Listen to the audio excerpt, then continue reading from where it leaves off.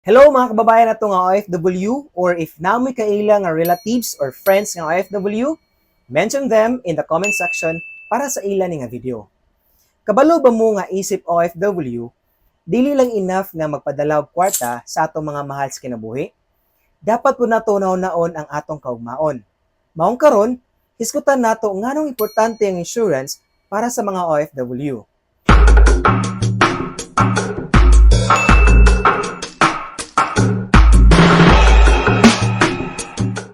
Una sa tanan, wa ta kahibaw unsay mahitabo nato sa laing nasod.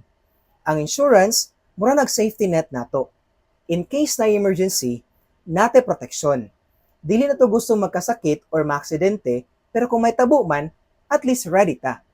Tanan ta nagtrabaho para sa atong pamilya. Pero unsaon na lang kung naay may tabo nato? Kinsa ang matiman nila? Ang insurance dili lang para nato, kundi para pud sa atong pamilya.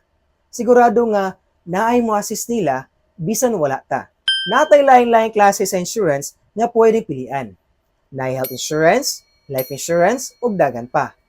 Each type of insurance nag-offer og lain-laing klase sa proteksyon. Mao nang importante nakabalot ta unsay pinakabagay para nato. As a financial advisor, gusto ko makatabang ninyo nga masabtan kung unsa ka importante ang pagkuha og insurance. Dili na to naon nga dugang gasto lang ni. Hunaw-hunaw nato ni nga usa ka importanteng investment para sa tong kaugmaon ug sa kaugmaon sa tong pamilya. Kaya mga kapamilya nato nga OFW, protect yourself, protect your family, and ensure a brighter future for everyone. Kung na may pangutana or gusto magpa-assist, just message me. Always remember, stay protected and stay financially smart. Follow for more!